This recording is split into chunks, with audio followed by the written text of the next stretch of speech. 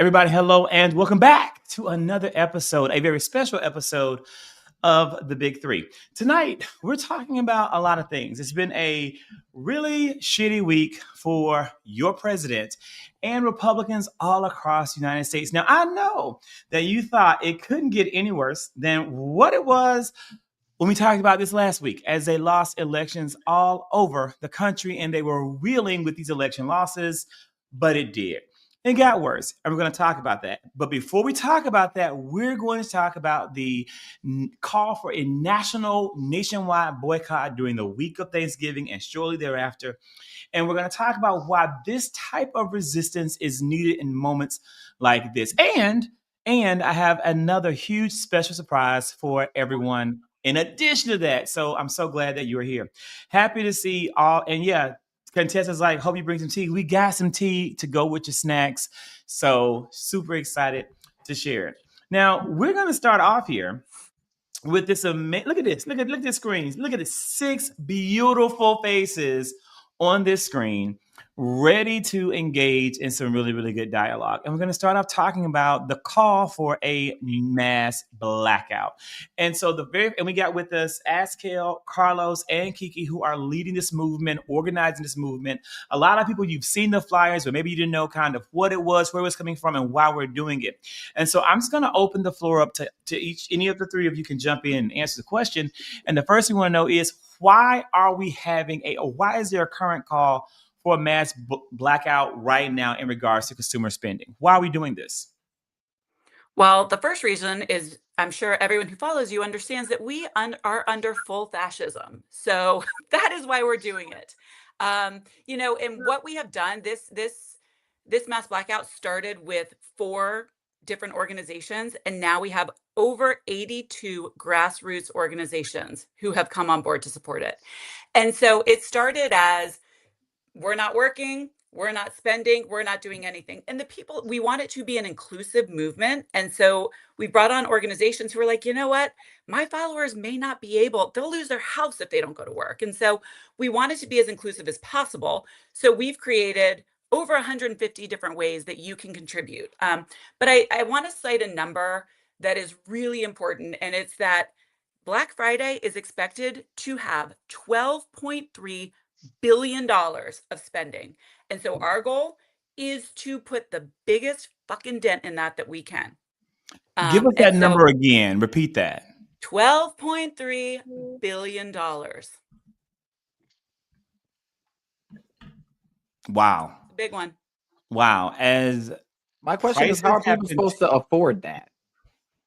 How are people like dealing with the with affordability? We're facing with the affordability crisis right now. And I was just doing the numbers, looking at, did you know that we're actually dealing with the highest record when it comes to credit card debt right now? Mm-hmm. And unemployment. There are more jobs open. There are more people in the United States than there are jobs. I get it. And so what we've done, and we've gotten a lot of feedback on that, right? I mean, we're here to be inclusive. And so some people have to go to work. Some people are like, that's how I afford my Christmas gifts, right? And one of the interesting data points that has come up is, when you take a look across the board at United States consumer spending, we outpace every other country by, we're talking 100x, right? And so we know Americans love their shit, right? We know Americans love Black Friday. They love all of it. The goal is to slow down, right? Do we need all of these things? The other thing is, what we're asking people to do is, if you need to shop on those days and you want to get the deals, support small business, minority-owned businesses. And we've had so many creators who've created shopping guides for Black Friday, so that we're not making Jeff Bezos richer, right? So that we're not, padding the pockets of the owners of Walmart. Like, we want to make sure that the money is going back into our communities. So to re-emphasize, right there, and the movement recognizes that there are things that some people have to do. So if you have to work. If you have to travel for your family, then travel for your family. If these are plans you've already made. It's that if you do not have to work and you have the days to take off. If you can call in, call in. If you don't have to travel, withhold that money. And if you don't have to buy during this week, don't buy, which is one of the least things that you can actually do. And I'm even looking at it from the perspective of if you have to even cut it short. Like I plan to not spend from Thanksgiving Day until Tuesday. Like not at all. Because I want everyone, I'll get big for a brief moment here and then we'll kick it to Carlos and to Axel. I want to say that, every year on Saturday morning after Black Friday, you get the numbers in and they talk about the biggest Black Friday, the most consumer spending, and how we've done all this work to bring money to the table for organizations and corporations like Amazon and Walmart and Target and Meta and all the shit that we're going to buy to support consumerism in the United States of America. And, sometimes we may even see it as a necessary evil. And I'm going to tell you, I would never tell anyone to skip out on Christmas because, again, you never know when it will be someone's last Christmas with someone that they love, as I talked about last week. But what I will say is I want to see Amazon suffer. Zachary Kirk, I want to see Apple suffer. I want to see Target suffer. I want to see every single person who bent the knee to fascism suffer currently in this year because we are suffering. The American people are suffering. The 42 million people who were denied food stamps are suffering. The men and women who serve this country who were denied their benefits, they're suffering. People who are about to lose health care because of the Affordable Care Act, they are suffering. So I want to see these motherfucking billionaires brought to their fucking knees because of the work that we do and what we do by just simply withholding our hard-earned money. So that's what I want to see. And that's why I'm not going to spend shit on this Black Friday. And I'm a shopper on the holidays. I go overboard for the children in my family because of what I didn't have growing up. Because of the Christmases that I lived through, I go overboard. Like you have no idea how overboard I go to make sure that my nieces and my nephews don't have that same type of experience. But this year will be different. It will not be the same. It won't be because, again, I want to see an impact. I want you to reflect back to January and to the inauguration. Who were the first people to kiss his ass? Who were the first people to kiss his ass on the front row of that fucking inauguration inside of a fucked up room because it was too cold outside? It was the billionaires. It was Jeff Bezos. It was Mark Zuckerberg. It was Tim Cook. They were there first, kissing his ass, showing and putting their money behind him, writing him $1 million checks. Don't forget. They wrote $1 million checks. It's time for us to withhold our money this year. Carlos and Axel, either one could jump in. Well, ahead, I would just say, oh, I'm sorry. Go ahead. No, you go ahead. No, I would just say, look, it's not just about the negative. I want to remind people when we called for the first National Day of Protest in late January, which became the February 5th protest, and then the President's Day one, which became the first No Kings protest. Between those first two protests, we called for the boycott of Tesla. And Elon Musk ended up tweeting that I was evil for it, which made me laugh at the time. But we've had an economic track to this movement for the whole time that we've been doing it, to try to get Americans to exercise economic power to deliver better outcomes. Not just vis-a-vis Trump, by the way, because when you're talking about economic justice, you're talking about racial justice and social justice and gender justice and a lot of different things. But the fact that what I'm really proud of is that, as you heard, there were 4 different calls supported by about 10 or 12 different organizations for a blackout of Black Friday. And what happened here is that the movement organically found a way to come together and to unify those calls into a single call involving now over 51 organizations. And the fact that we were able to achieve that unity organically without ego, everybody on the same page trying to achieve the same result, it's the next step that we needed in terms of unifying the movement. It's also a call that, because it's about social justice and racial justice and it's economic justice, it also has inspired participation from a lot of groups that for very legitimate reasons had not participated in, like the No Kings movement and et cetera. And so it's bringing a lot more people to the table because the conversation is bigger than just about Donald Trump. It's about how do we find equality and equity in this society going forward after we get past Trump, because these problems predated him. He is a symptom of a failed solution by white people to dominate the way it gets solved. And now we're all going to have skin in the game and figure out how to solve it together. So that movement, the fact that this movement came together, the fact that we figured out a way organically to unify multiple efforts and to do it at this level and with this level of execution is actually a really positive message about what's happening with the patriotism that's showing up to answer Donald Trump. So my main point is I want to reflect on the goodness that has shown up. Never forget the helpers, as Mr. Rogers used to say, because they're everywhere. They've shown up. They've unified. They've built a vision, and they've executed on that vision, and it's been beautiful to witness. And as somebody who's been here the whole time, because I made the first call, so I've been here and watched it all develop. I'm just really proud of this movement for being as mature and as capable and as grown up as this moment requires, because that is rare. And the fact that these people have shown up and put their egos aside and are working for this country together, despite very different races, socioeconomic situations, etc., is fucking awesome. And so, mostly I just want to make sure that we don't lose the positive because we're so dragged down by the Epstein files and the bullshit and the rape and all the horribleness that's coming from this administration. I agree. And then also I want to point out that there is many ways that you can help as well. I know that Kenny said, people are suffering, but this is a little bit of a sacrifice to those who can make it because we are under attack. This is not like to comfort, to cuddle anyone. This is emergency. We are in a very hostile takeover, and this is the time to rise up while we can. Well, we still have the Constitution, and so people get crafty with their Klarnas and their afterpays and all of that to buy things because they still will use it. They still will do it. But then use it for the people that matter in your life, do it for your children. And so if you are unable to do it, say, we have this QR code right here. You can just donate at least $1. And then that's all. Unsubscribe to your emailing list. This is a free advertisement for people. So if you get Best Buy or whatever other advertisements, unsubscribe to all of them that day. Turn off all your TV, unsubscribe to anything that you can. So then you are able to support us in any way. Because you're saying like any subscriptions cancel for this week. Like this week you cancel. Yeah.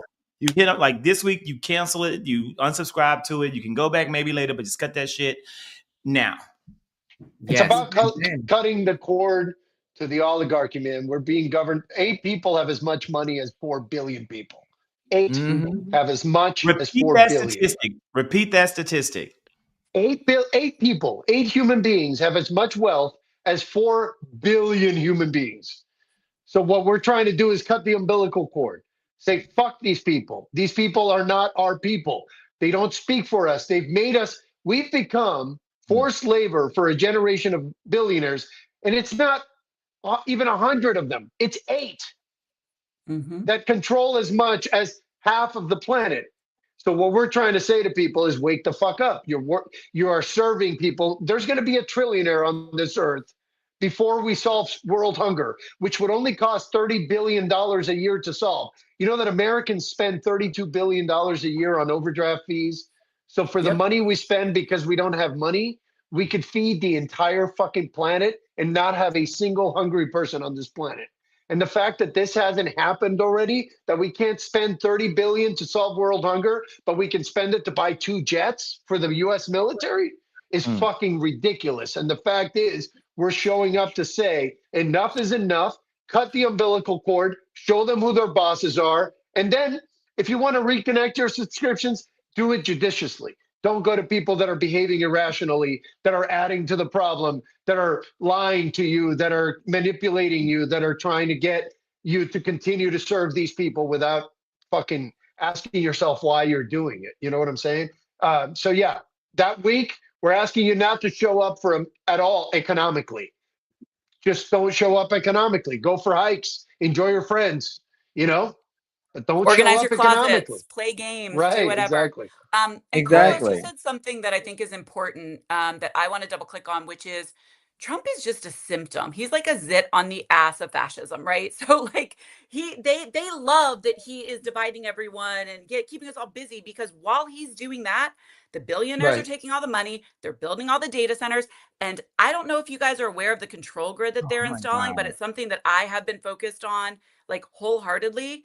Just a little bit of my background. I left Apple after 17 years last year, and I've been full-time committed to democracy. And so I still have quite a bit of Apple stock, and it kills me to say this because financially it's going to hurt me, but they just launched digital ID in America.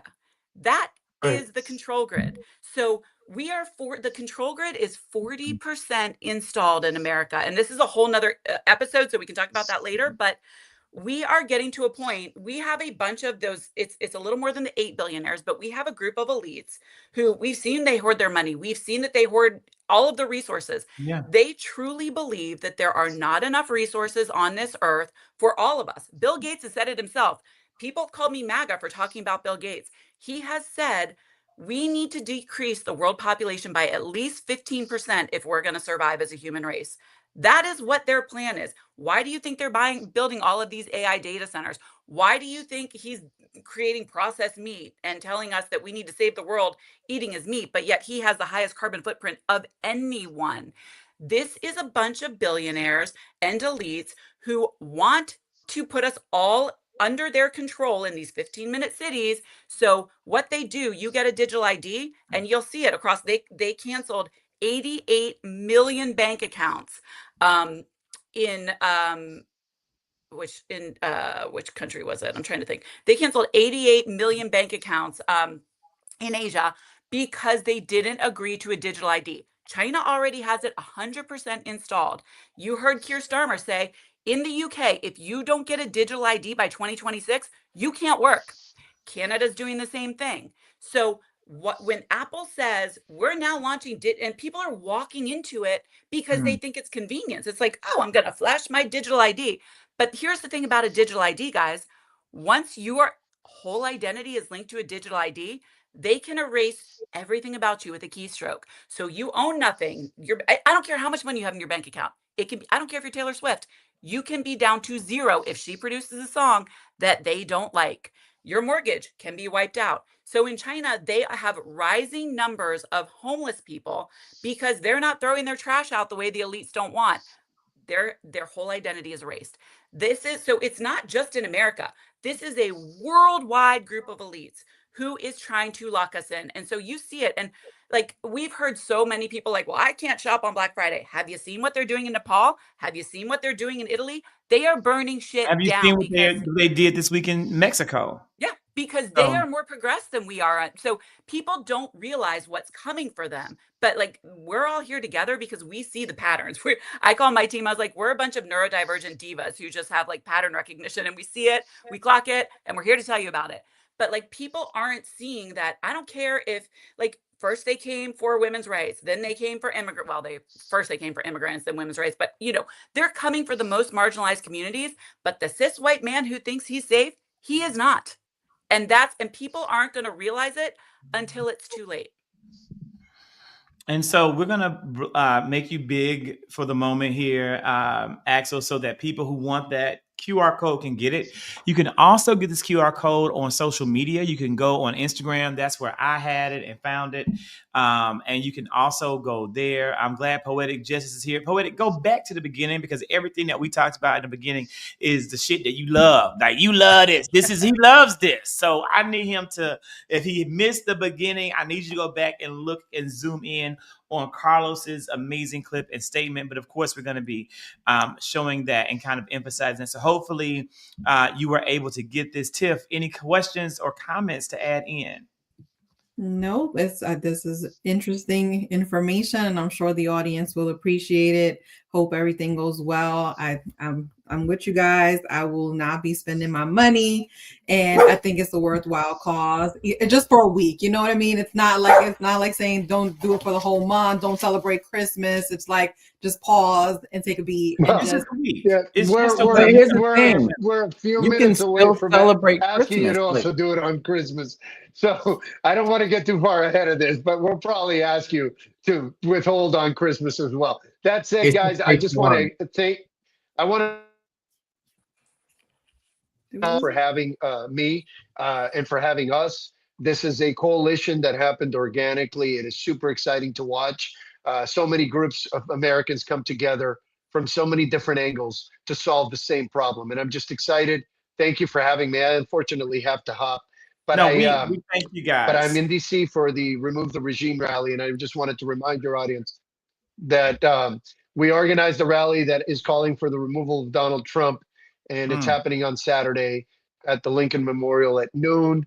And then right after that rally, with the energy that we gather from that, we want everybody to black out their economic activity completely from the 25th to the 2nd. Again, thank you very much, guys, for having me. Thank you for what you're doing. Thank you, guys. And obviously here, American Opposition and all of our partners who are here to be of service. So if you guys need us, please let us know. American Opposition. Yes, please. At American, right. AmericanOpposition.org. American Opposition on most platforms. Please find us. Keep in touch. And come out to DC if you live in Baltimore, in Maryland, in Virginia. Come out to DC and see us, because honestly, this rally is going to be like the March on Washington for this moment. It's going to be pivotal in changing this conversation, and we're very excited about it, and we want to make sure that everybody makes it. Thanks, guys. Thank you. Thank you, Carlos. And Kiki and Axel, any concluding thoughts? Yes, I want to say that this is just the beginning. Obviously, if you participated in No Kings, then you are ready for this fight. You made your you made your marches, you made your signs. We saw you out in the streets. This is the part 2. This is the time where you put your boots on and then help us out to make this happen, because we were at least 7 million, right? So where are you? We need you to change. If you are on social media, follow us, change your profile to the logo that you see down here, and then follow us, share our message, because we need to reach out more than the 7 million. And this can also be worldwide, because Walmart and all the other big brands are worldwide. So imagine if we do it worldwide, it will be a huge impact. And, we have to think big, and everybody across the globe also supported No Kings. So I think it's important that you remember that the power that we have, even if it's just minuscule, multiplied by millions, it is tangible. I participated in the largest labor strike in California in 2023, and we won, but it took 8 months of hard work striking in the streets. Was it fun? Yes. Was it crazy? Yes. Was it scary? Yes. But it all pays off. So you just have to continue doing it until you get what you want. And so therefore, I feel like, don't feel defeated if you aren't able to participate this time, but do the steps, do the easy steps that you can. And thank you for those that are donating. Just one thing to comment on that, for Feeding America, $1, because they do it at such a mass level, $1 feeds 10 people. And so the reason why we're partnering with Feeding America is because the biggest threat to fascism is community. And the only way out of this is through, guys. And we're going to have to stick together. And they've done so much. And the other thing about the mass blackout, the biggest threat to fascism is community. Yep. And that's why they've attacked our communities. Like that's a powerful statement. That is the biggest threat to fascism is community. And that's why they work so hard to keep us divided and to keep us at each other's throats so we never turn to theirs. That's right. And one of the things that we found in the work that we've been doing in the past year, our team started with election integrity, because we know she won. We have the data, and we have gone to every media outlet, progressive creators, and nobody would speak to us, because guess what? They're all paid by the same system. And so we started, and now it's all coming up to the surface. I mean, I like to call, nobody hates Trump more than me. Well, you guys probably hate Trump as much as I do, but I like to call him the accidental alchemist, because he's just blowing shit up, right? Like, he's the bull in the china shop. And I truly believe that there was a rot in our system that needed to come to the surface. Now, I am not applauding him, because I despise the man and I hate how many people are hurt. But you heard Kamala say it when she was on Stephen Colbert. She was like, the system is broken. So what he is doing, he's just expediting the process, right? And so when we will remove him. And that's the goal of this, right? We are going to remove him and that entire illegitimate regime. And when we do, it is time to build a new government, because the one that we had didn't work for anyone. And that's where we're going to build our power. If we are able to all remain together, we can primary the people that we don't want in power and vote them all out, because that's the only way forward. We need to remain together no matter what happens from this point forward. We are a family that is building, and we all have different ways to come and link up. Well, we have to stick together. This is not just one off and, oh, well, I go back to my same routine. It's going to be difficult. It's going to be something that is going to take time, because it's going to take time. We have to teach people. Some people are ready. Some people are not ready. So, that's the process. So, well, thank you guys for joining us. We Thank have you. our marching orders, and we appreciate it, guys. We'll have be a great back night. with you guys soon. Perfect. Thanks, everyone. Bye-bye. Bye-bye. So, yeah, like I think this is a great, well, I want to know what you guys think. Let's hear it. What are your thoughts? Tiffany, I mean, I Kim? love it. I mean, I was gonna support it regardless. Child, ain't nobody getting shit from me. Call me the Grinch this Christmas, because ain't nobody getting that goddamn thing. You know what I'm saying? Not a thing. I can't afford it. I can't afford it at all. I am hoarding every dollar, every cent, because I don't know what the fuck's about to happen in 2026. So I have to prepare. I'm gonna pack and stack. That's what I'm doing. Packing and stacking. Packing and stacking. That's what I have to do. That's literally what I've learned. I learned you got to pack and stack. And I've also committed to several families beyond my own for Christmas. And I mean, to be transparent, the children and the families I'm adopting for Christmas through like Angel Tree, they're going to get more than what my family is going to get this year, because I am scaling back. But I do definitely recognize the immense need of so many people, and I just want to do whatever I can to help.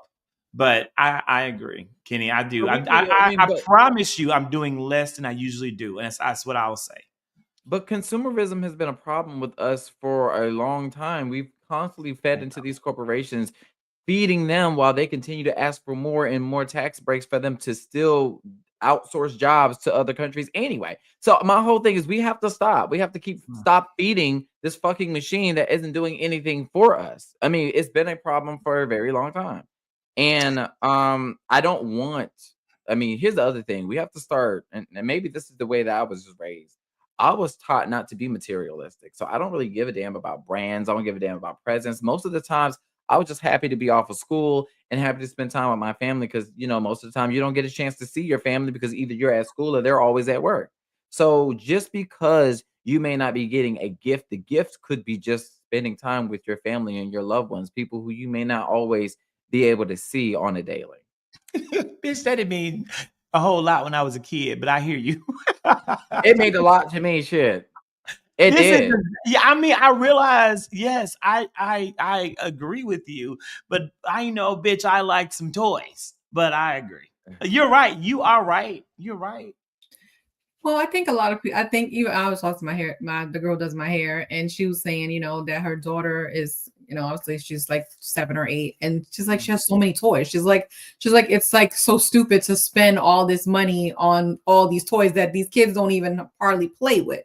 So she's like, honestly, I'm just gonna cut it down to like, it's not even about affordability at this point. It's not even about consumerism. It's literally about the fact that we have too much shit, and we are spoiling these kids, and they're not even playing with this. So she was like, honestly, I wish I could just go on a trip and just go do something that we could like remember. But she's like, it's too late now. So I'm just gonna, I'm gonna get them like each 1 or 2 things and call it a day, because they get so much from all the other family members. So I think this year it's really not so much about like the abundance of gifts, but maybe just like the thoughtfulness, like maybe use the thoughtfulness of what you think that people actually need, what they want. And, even if you don't want to necessarily give, like I give my mom, my sister gifts, but I feel like I'm going to get them things that are actually meaningful to them, not just, I'm going to spend $100, just spend $100 just so, I could buy you a gift, like just to say it's Christmas. I feel like we should probably be a little bit more thoughtful in our gifts if we are going to spend money, where we're spending our money, who we're spending, like some people said, small businesses, and try to help people in different ways. So I think that's a thing. Like, I know my parents like going to Broadway shows, so give them something that will be memorable to them. It's a gift still, but it's not something that they're just gonna put in a closet somewhere. So I Why think don't that y'all just do this? Just give somebody some money and say, "Hey, this is the blackout period. You can't I mean, spend that's it." fine too. I mean, that's not thoughtful, but I I'm mean, very anti-money. Zachary is I will never give you money or a gift card. But I also, so as I'm grappling with the conversation, I think so for some people it's maybe materialism, but it's also sometimes for some of us it's different. My literal show love language is gifting. It's not many people's love language. It's not, and I know that because a lot of people can't receive the love I give by gifts. But that's just how I show love. I've always been like that. I've always been someone who surprises people with gifts. Even like as a teacher, I would surprise kids with gifts, not like a kid, but like the whole class, right? So surprise, you got this. I got the class this because you're so wonderful, or you guys have done so great growth, blah blah blah. So here's this gift, or here's this, pizza party, cake. I've always been like a surprise gifter. Like Kenny, like when I bought Denny that Wicked shit, because I'll see something and say this is perfect for that person. So my gifts are actually very, very thoughtful. And I feel like money and gift cards is the exact opposite, is like the worst thing you could give like to me or to someone. Is like give them some money. It's like, what the fuck is that kind of what the fuck? Yeah, that's the You put best no thing you thought in can that. give to me. The best thing that you can give to me is green. It's green as my wallpaper. Bradley Green as agrees this with your wall here. ass. Make it Listen, rain on me, okay? You know what I'm saying? Listen, you could be This thoughtful. is a great gift too. Now I agree with that. When you cook for me, see, and my love receiving language, I receive love by acts of service. So when I don't want you to, I hate gifts. Like that's also a weird thing. I mean, I don't want any gifts. But if you cook for me or do something like that for me, yes, that's like the greatest way to show love. However, I can't cook a thing. I can buy you contestant some fluffy socks. I do like that. What we won't be buying anybody is the Epstein files, but it's been signed. It's been signed. Do you Yeah. think he tampered with them? You think how authentic do you think these files will be? The same, they're gonna be the same files we've been seeing. They're gonna be a notebook of nothing. I mean, this is what they're gonna. You think Tiffany is gonna be a notebook of nothing? Yeah, they're just. I mean, it's gonna be the same documents that they have released before, and it's not gonna be anything different. They're gonna unredact a couple of things, and I don't foresee that we're gonna get what Elise Rokana and Thomas Massey think they're going to get out of this. They had all this time to release them. They didn't release them. They were subpoenaed. They didn't release them. So no, I don't think we're going to get like this some big reveal of names and people who were on this island. I just don't They think said like they said the unclassified part. So I'm confused. Like what yeah, would they consider you might get some classified and emails. I unclassified? mean, you might get these emails that we've been getting, hearing all kinds of wild stuff.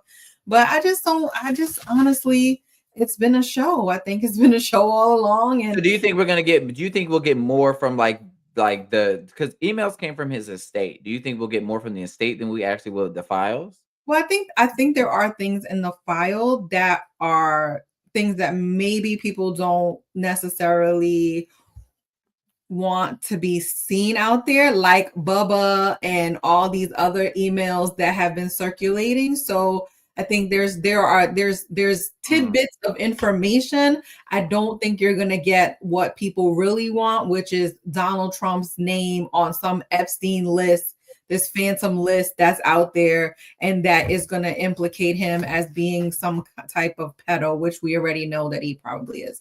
So I just don't think that's gonna happen. I think what you're gonna see is just kind of what we've been seeing, which is just a lot of information coming out, but nothing that is really going to, clearly implicate him in the whole Nothing thing. that's gonna really be changing anything in the political landscape. Yeah, no. Well, Let me tell you what frustrates me more about this whole Epstein list thing, right?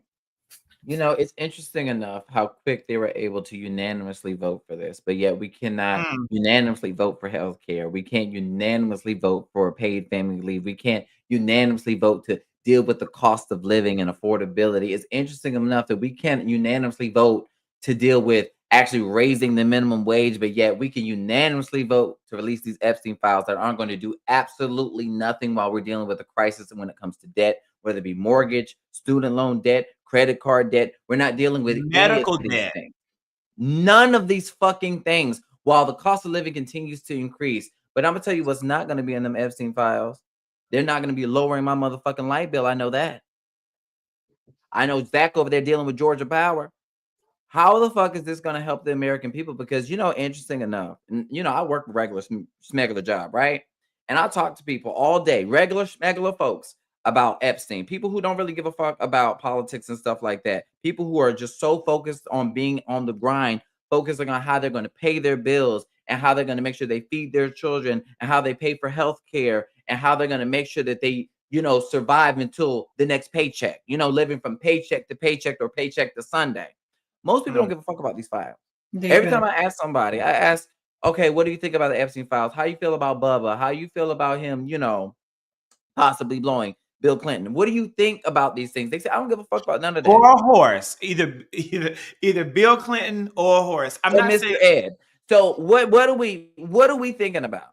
Like, they don't give a fuck about none of that shit because it doesn't impact their daily lives.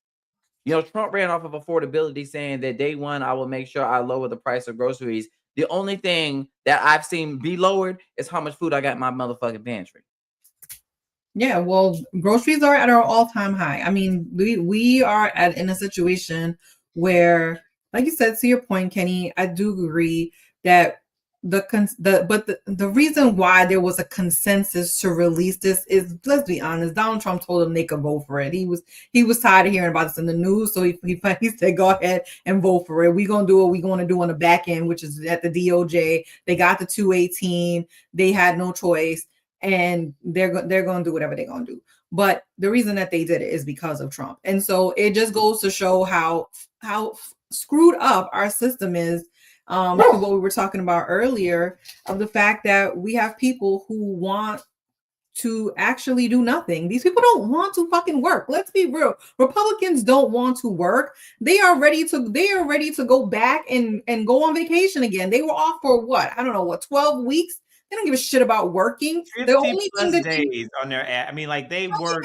Yeah, the only thing I want to say like less than 12 days from July until November. It's ridiculous. And their schedule next year looks even worse. Like, all they want to do is show up. They're getting paid $174,000 a year. They have health care. They don't give a shit about the fact that people are struggling. They haven't done any town halls. I mean, this is what they do. Republicans don't give a shit about the people. And now they're talking about creating a healthcare plan. Like, none of this is real. Like, all of this is bullshit. And yeah, it sucks that we can't get things done. And the thing is, we could have got more done under Biden if it wasn't for stupid ass mansion and cinema. It just pisses me off when I think about the fact that we could have gotten more done.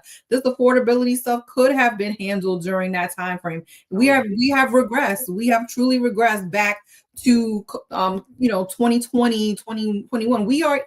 Shit is more expensive than during fucking COVID. This is where we're at. It's sad. It's really pissing me off. So I asked today, I asked Chuck Schumer, Leader Schumer. I had some questions for him today.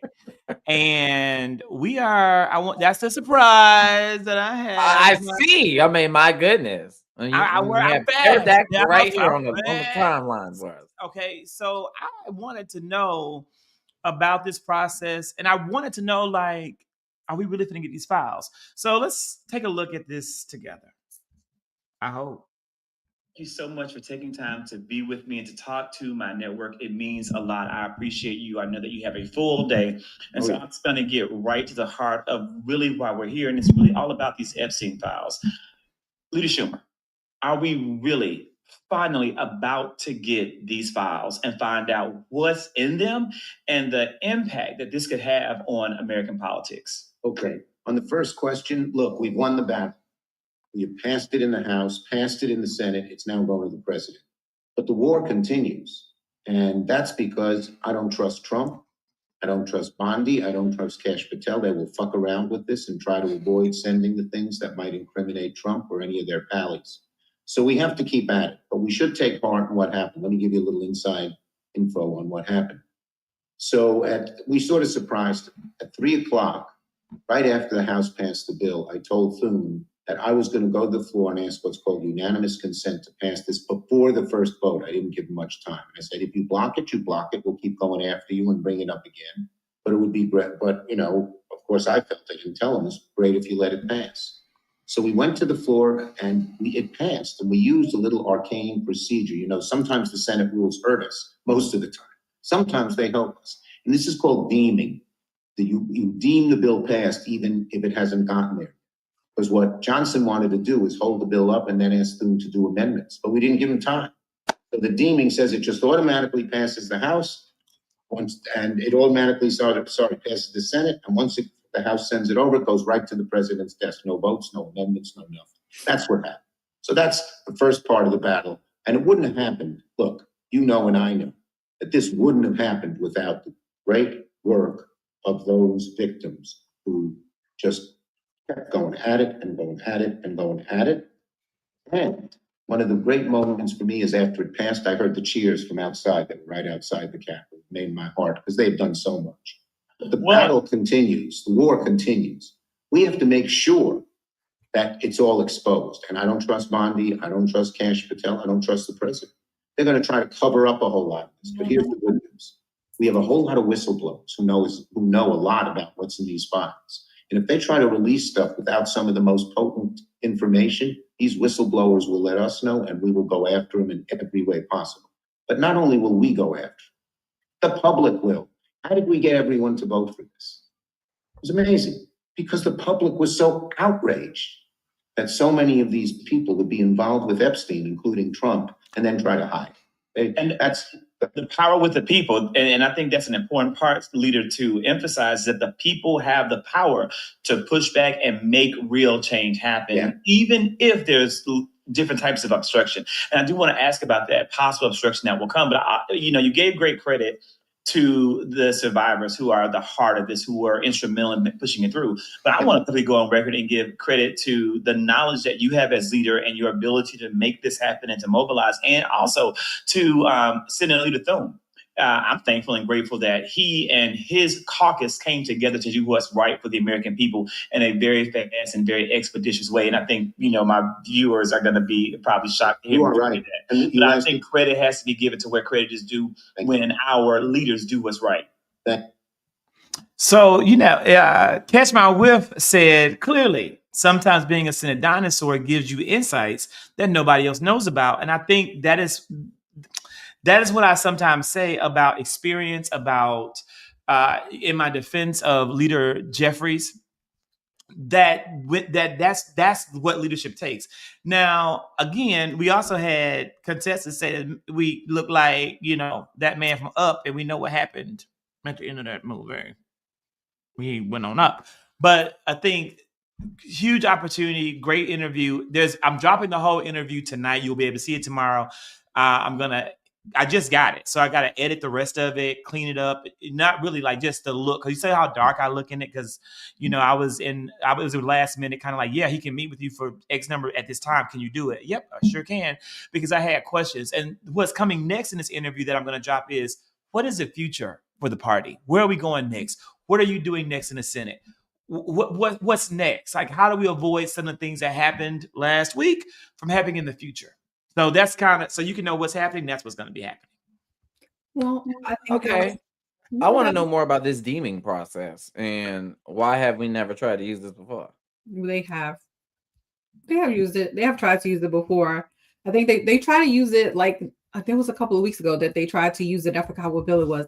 But listen, there's a lot of Senate procedures that people don't even understand or know about. I think I talked about this last week about like how crazy it is. And like I said, Chuck Schumer, like it or not, he is to me, he's the procedural leader of the floor, right? I mean, he knows kind of, yes.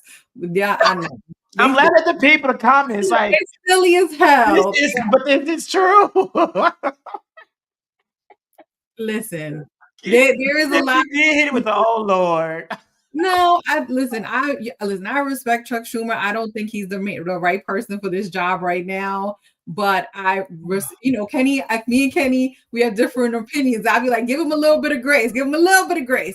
I try with Chuck, but I do think that on floor stuff, on floor stuff, he is actually really good. He understands the procedural rules of the Senate. Where he's terrible at is messaging and talking and strongly worded letters. All that shit annoys the hell out of me. But when it comes to actually the floor, strategic stuff that happens, he actually is really good at it. So I'm not surprised that he knew how to manipulate and get around stuff.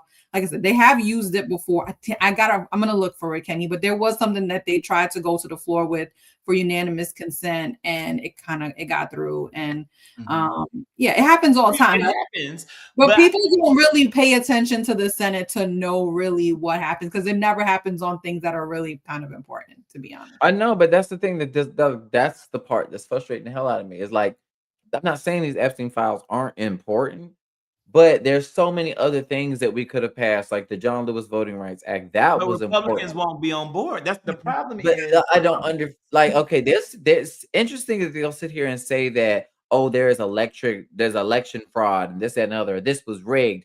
But why the fuck would you not want to pass something like that to make it easier for people to vote? The point is to make it harder. It's coming. Let me tell you something. I really do believe the gerrymandering shit show that we're living through is going to lead to the passage of the John Lewis Voting Rights Act. I do. I really believe it.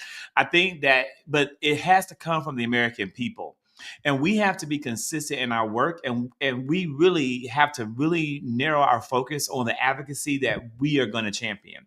In the same way that we just saw Carlos ask Axel and Kiki, they have made anti-consumerism and the fight against capitalism their cornerstone of their work and their advocacy. We're going to have to decide what is the issue that we're going to hone in on, and it might be for us voting rights, and we're going to have to truly commit huge amounts of our work, our content, and our time to that message to really garner the support of more people so that can make it over the finish line. What happens, though, is that oftentimes we are so divided among so many issues, and we're fighting for everything, that nothing really wins. That is what got us the passage of the Affordable Care Act, is that it was a singular fight. And I never agreed that it should have been the first fight, but it was a fight that we were able to win, and it has endured. So I think it's going to be the same thing around voting rights. And I think slowly but surely we're getting there. I think the moment will come.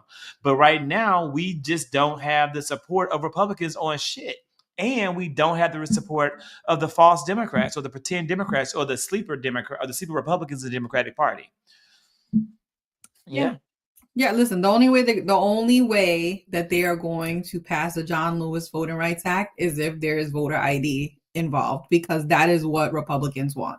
They don't care about the other shit. They want that damn voter ID, because in their minds, they believe that is how they can disenfranchise voters. Right. Without having to do all the mechanics of the bullshit that they're doing right now. That's right. They don't want us to vote, which is crazy. There's a country I just heard about where if you don't vote, you're fined. Like every single person who's eligible to vote has to vote, or they are financially fined a fee. I love that. But Chile. Then again, I think it's Chile. It's just somebody fact check me and let me know in the comments. We should have just made election day of a federal holiday, but hey, that was included in the bill. That's in the bill. That's in the bill. So listen, these Republicans even in Maryland, they drive me crazy, because that's all they want to talk about is voter ID. So something related to voter ID is likely going to come up. And this is something that Trump was pushing, which is why he wanted to kill the filibuster, which he may end up trying to do again at some point, because he is very scared of 2026. And he's also scared of 2028. And he knows that, again, when we vote, we win. And we saw that a couple of weeks ago. So they're going to try to do everything they can to kind of try to get us to not be able to vote. So I think that's just something to keep an eye on. But what we're seeing also, as you said, this week with the gerrymandering is that, these people wanted to harm Texans by taking away their representation. And what they found out is that, yes, these judges are not going to be with this bullshit. And now it's going to go to the Supreme Court, which we all know those are Trump's people, but will they even agree with it? And it will be very telling, because that will lead us to a point where we know what is coming down the pipe with with the Section 2, and if they are going to allow this. These things all come together at some point, right. and this is kind of where we're heading. And there's a lot happening. So, I mean, we just got to be aware and understand what's going on. But I was surprised by that ruling, and I was happy to see it. And I was glad that Gavin took the trigger out, because that we still those 5 seats regardless. Right, like that. So it was just all of this has been a great week. All of these things have led to a great week. Not so great week for Kenny and the Barbs, though, was this shit right here. Kenny, I know that you have loved this woman to a certain extent, like her music, not her, but her music. There you go. We've talked about this in the past.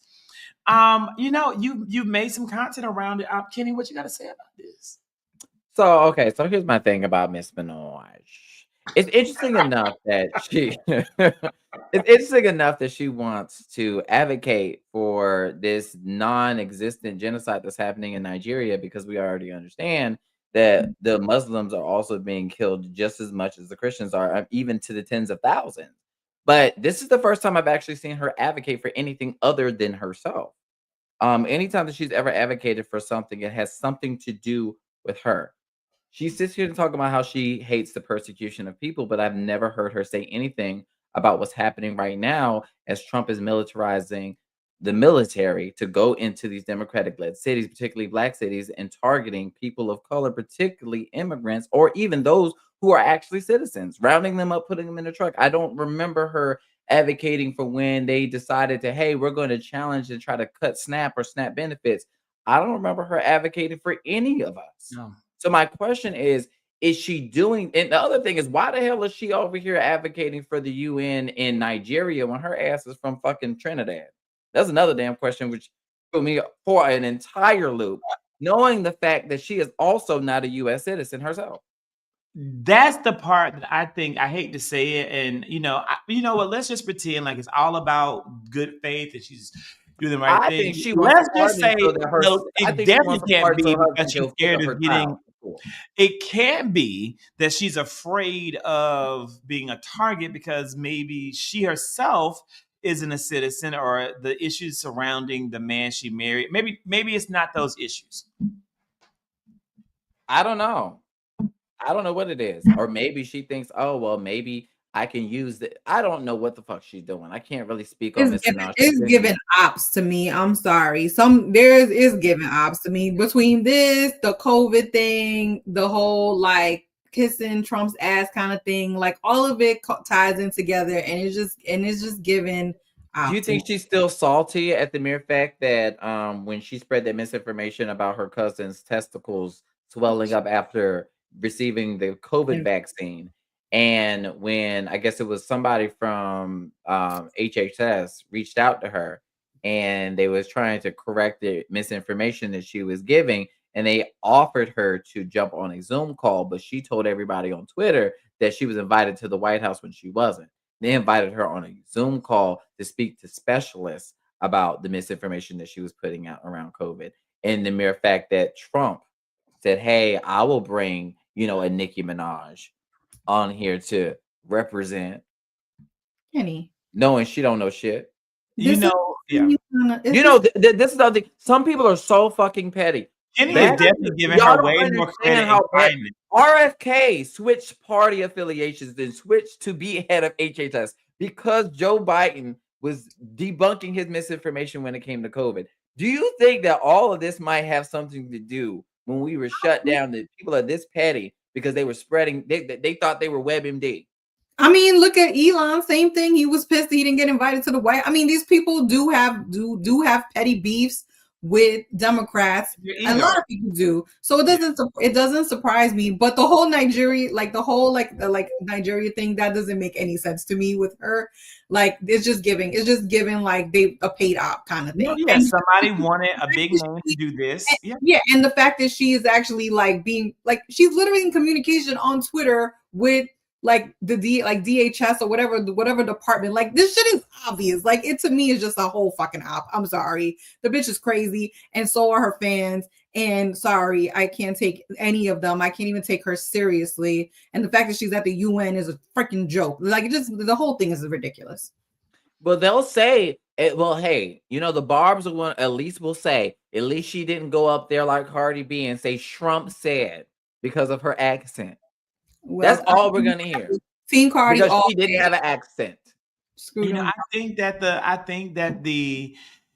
I think that she's losing fans. I think that she's losing support, but I also think she doesn't care. I think that I think she may look at MAGA on one hand as a way of increasing as some opportunities are drying up. Maybe she sees new opportunities, but I think more than anything else, I know that the MAGA movement uses people they can use.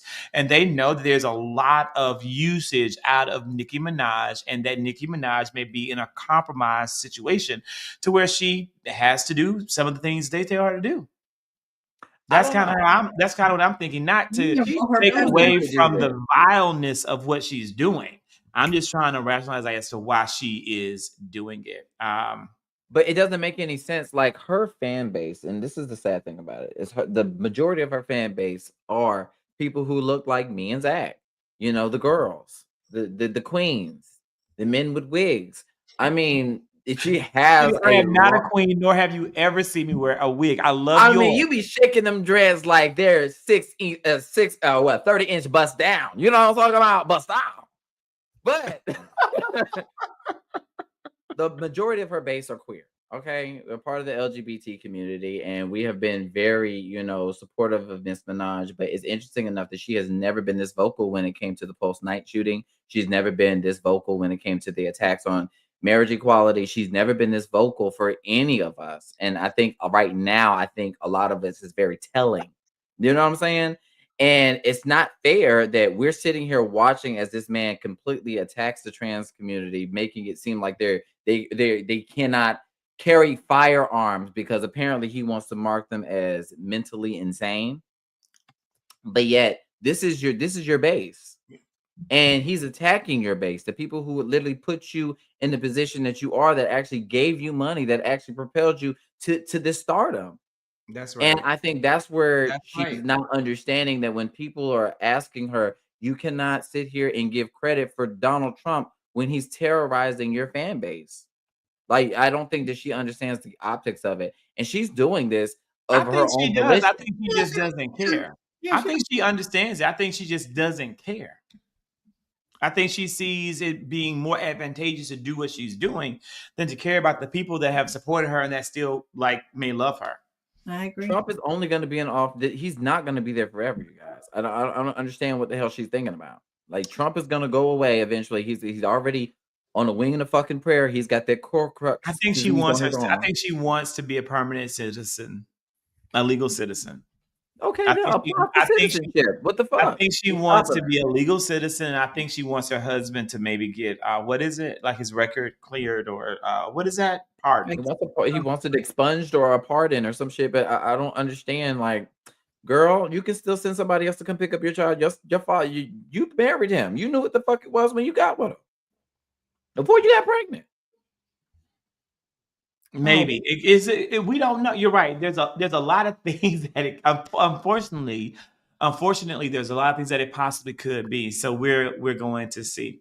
So that kind of wraps up the plan show. We are at the hour 11:01. I don't want to go over because this is work, and I don't want Tiffany and Kenny to be like, fuck this shit. I'm tired of this shit. I can go. I have a lot of stamina, so when I'm up, I'm going. After this, I'll be going on TikTok live because I'm trying to grow that TikTok audience.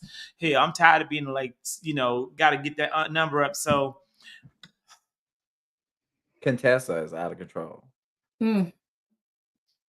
It's funny. So I'm gonna be going on TikTok live and doing every day for like a 30-day span, including on Thanksgiving. I'm gonna be doing the top 5 on live, like 5 things like of the week of the day. So I'm gonna do that next. So any fun stuff to talk about before we wrap up? I know Kenny saw Wicked. Tiffany, have you seen Wicked? Nope. It hasn't come out yet. I went to go see her early. Wait a minute. Tiffany and I are the nobody brokies. So we don't have access. But see, Kenny via Danny, like, they're special. Like, they're like super fans and they're special. So I got that stamina. You don't have no idea. Some people know. Kenny, So like you got to go. Tell us the truth. Like tell us the truth about this I movie. believe that No spoilers, but is this gonna be worth my holiday time? you even watched the first one? Bitch, I can't go. My bad. Have you We watched blacked the out. first? We blacked the fuck out. What are you talking about? It's I gonna be in can't the go to theater Wicked. afterwards. I would go to Wicked during that holiday, but I can't go because it's blackout. So that means I can go after the blackout period ends. But is it worth my money and time? Yes, I saw the first one. Me, Brian went. We went in So if Atlanta. you love the first one, you have no other choice but to go finish I this did off. not love the first one. You didn't? Let me not lie to you. Like, let me just keep it a buck. You want to? Brian loved the first one. He may have shed a tear. I'm not saying he did. I'm just saying maybe. But Kenny, I've seen Wicked on Broadway before, and it was on Broadway. So I already know the story. But I saw Wicked on Broadway, and it was okay. Okay, so the It reason didn't change why my fucking life. the reason why it's so relevant to right now is we're talking about resistance. And that's what the second piece is about. It's the fact that she's going out for a limb by You can't herself and tell being us. You can't tell us labeled. what it's about, Kenny. Don't because some people No, don't. but I'm not spilling anything. I'm not Okay. spilling the tea. But this is literally in this reference. I feel that people need to definitely go see it and understand that when we're talking about resistance, by any means necessary, and sometimes you don't ever get a chance to see the fruits of your labor. It's for the next generation. No, okay, that's what it's What about. we're Right. fighting for right But now is for the Kenny, next was generation. it good acting? It was very good acting, but Was it however, good singing and good all that shit that people oh like? yes, production wise was everything. But then again, I Kenny, went to did go see you it in leave IMAX. wanting to buy Wicked shit? Like, where you're like, oh, I want to go and buy some shit. No, but I do want to add 2 songs to my playlist. I do want to do that. I want to add definitely want to add 2 of the songs to my playlist whenever we get to it. But the only thing that I will least say as the criticism to Wicked Part 2 is the fact that I feel that some of the scenes were a little bit rushed and they didn't allow some of the in scenes to part 1 or breathe. part 2? Part 2. They didn't Oh. allow a lot of the scenes to breathe in order to get the emotional aspect of it. So that's the only criticism I have. But otherwise, part 1, 10 out of 10. Part 2 was an 8.5 out of 10. Oh shit! So I thought part 1 was so I may be going down, but we'll see. Are you going to go, Tiffany? No. Tiffany, You're not a musical person, are you? No. You ain't sitting in no damn music. Now, I'll go to a Broadway show, but I'm not gonna go to the movies and watch no damn musical. Tiffany, you don't like going to the movies? I do once in a while, but I have to really want to. If it's Black Panther, if it's a Black Panther, I'll go see it. Like it has to be one of those kind of movies. Like, so did you see Dreamgirls in the theater? No. Oh my God, this is terrible. No. Oh, Dreamgirls was so Jennifer Hudson. But so Tiffany, you haven't been to the last movie was not Black Panther. What was the last movie? No, the last movie I saw was the Denzel Washington and A$AP Rocky movie, which was like a month, 2 months, like in the summertime. I went to go see that. Wow. I have to be in the mood to go to the movies. It's usually like a black movie. You like an action thriller. Yeah, it depends on who's in the movie. That's how I decide if I want to go see the movie. But okay. I mean, I've had a lot of stuff going on this summer. But I mean, typically in the fall. But typically, I would go to the movies. If Phil wants to go, I'll go with him to see something. But there really hasn't been anything that I'm like, oh, I want to go see that I got to go see at the movies. Even the Sinners movie. I don't like scary movies, or I would have went. You didn't like Sinners, or you it wasn't like scary movies. It wasn't scary. I know, but I still wouldn't watch it. My daughter went to see it 3 times. She went enough for me and her, and she took my husband. But it's not my kind of thing. I will be watching Michael Jackson. The biopic. I will be. So yeah, I'm definitely gonna watch it. So, my ex had no attention span, so movies weren't fun, but now I'm going out. I am enjoying it. The last movie I saw was Fantastic Four. I'm gonna probably go and see Wicked. We'll see. I did see Sinners, and I thought it was decent. It was pretty good. But I'm also a much harsher critic than most people. I've learned to keep my criticisms of things that everyone loves to myself. So I'm guessing you said it was decent, so you weren't a big fan. Look, I understand what you mean. It was a very long drag to get to the It point. was. So Let's I get know to what that. you're talking about. I Yeah. like the storytelling of it. I liked the era, that they were in. But I appreciated that, but I would prefer them get straight to the business in that movie. So yeah, I got to do a better job though of I've got to do. Zachary needs to turn off the news and do other things. So I'm working on that because part of my stamina is that I work all the time. So I'm gonna work on that. Like Kenny's been watching HBO, Welcome to Dairy. I'm gonna watch it. I just haven't. So that's something I plan to do. Definitely want everybody to watch that. And when I tell you, Black folks, be prepared to be pissed. Wait, what about the blacks? Yeah, I'm just I saw telling the y'all. preview. When I was y'all turn watching. on Welcome to Dairy, be prepared as Black people. We are going to be triggered. We are going to be pissed. This is the timeline is 1910. Yeah, Or I 19 something. We are going to be pissed. So I just think be it's like prepared. isn't it like the 1970s, Kenny? 1920s, 1930s, somewhere around there. We are going to be pissed because Kenny, shit it's is not that going. long ago. No. I'm serious. Welcome It's to before the Dairy. civil rights movement. We are going to be pissed. Oh, okay. Let me see. We are going to be mad. It was giving like Watchmen kind of vibes. Kenny, Like it's the 1960s. I knew it wasn't no damn 1920s. I don't give a damn. I'm telling you, it's around that time. They We didn't have gonna no be pissed. cars in the 1910s. yeah, I don't know what we had. it was giving like Watchmen vibes, like going backwards, scary. Oh, you you watched it too. You've been watching. I know. I saw the preview because I was watching something else over the weekend, and I was like, "Oh, this kind." And it's kind of looking a little scary. And Phil even walked in the room and saw the preview, and he was like, "That looks kind of good." So I figured, how many episodes are we in on this, or is the whole thing out? I think it's We're 4. on 4 episodes. Okay. How many And episodes Kenny, do you think we're gonna every get? Sunday, I'm tuned in. Okay, Kenny, how many catch up. episodes does the season run? Do you know? I have no idea. But Okay. they have yet I'm not gonna say anything. All I know is that they don't give a damn about these kids. I'm gonna watch it. I'm gonna watch it. I'm gonna watch it over the holiday. I'm gonna just enjoy it. I'm trying to find out how many episodes it's gonna run. Hold on, I'm gonna tell you in a moment. HBO, it's on HBO, right? Like 10. Yeah. It's 10. going to be 8 episodes. The season finale will be on December the 14th. So it's halfway done. Poetic, thank you so much. We appreciate you, brother. I hope go back and watch. You're really gonna like the beginning of the show. You are our resident progressive.